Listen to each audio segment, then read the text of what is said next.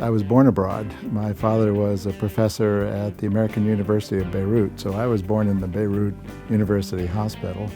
He loved to travel, even though he was a Midwesterner who'd never really gone anywhere outside the United States until he joined the Army in World War II. So we traveled a lot, and so that opened up kind of, oh, there's a big world out there. After I graduated from college, I really didn't know what the heck I wanted to do, so I went traveling first to France, and then I worked as a waiter in Switzerland, all of which persuaded me that I better study international affairs. So I went to the Fletcher School of Law and Diplomacy, which was a lot of fun. Then I went to business school, which was not quite so much fun, but interesting.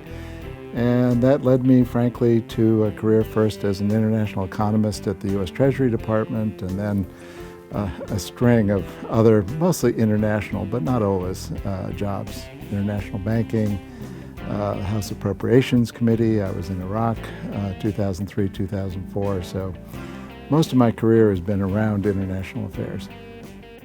What fascinates me the most about international affairs is the diversity and the complexity, and that how many different perspectives there can be on the same issue. And so after I'd been a student and traveling in France, the Vietnam War was winding down at that point, but you still felt like, oh, such different perspectives on what Vietnam was all about, and such different perspectives on the United States as a world leader.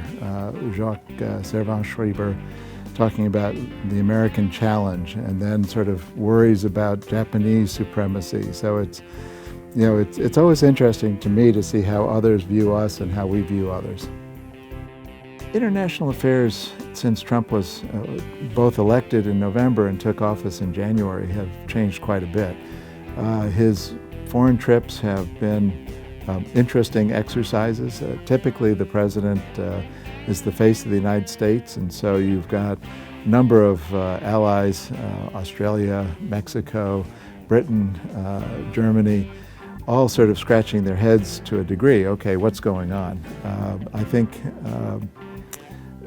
he has questioned a lot of the multilateral institutions that grew up in the post-World War II era. I'll talk about that more tonight. Things like organizations like NATO or the World Trade Organization or Free Trade, the Trans-Pacific Partnership, or the United Nations. And so he is forcing people to think about these in a different way. He comes from a real estate background where everything's a negotiation, and you can walk away from the negotiation, no bruised feelings, maybe. It's not the same in international affairs. People want a personal relationship, but they want to know with some degree of certainty where you're coming from, what your principles are, what you stand for, what you're going to do. I think the rhetoric about the U.S. has gotten lousy deals. It requires a response. What did the U.S. get out of these deals? How can we explain to particularly people who voted for Trump in the South or the Midwest or the Far West about why free trade is important, why NATO is important, the role of the UN, not having undue expectations for any of these institutions, but being realistic about what they do bring to the U.S. and what the U.S. has to pay in order to have leadership. I studied the 1930s and the period of isolationism that before the U.S. entered the war, and not a happy period, and I certainly hope we don't go there again. My advice to students who are interested in international affairs is get experience any way you can. It might be as a tourist, it might be going to London or Ireland or any place where they speak English. I think internships are great. I think junior year abroad exchange programs are great. My daughter went to England, but she traveled widely in Croatia and I think the Czech Republic. Opened her eyes to any number of better places, different places to go. In the U.S., history is old at 200 years. Well, in Europe, it's old at 2,000, maybe even 3,000. And so seeing different perspectives is important.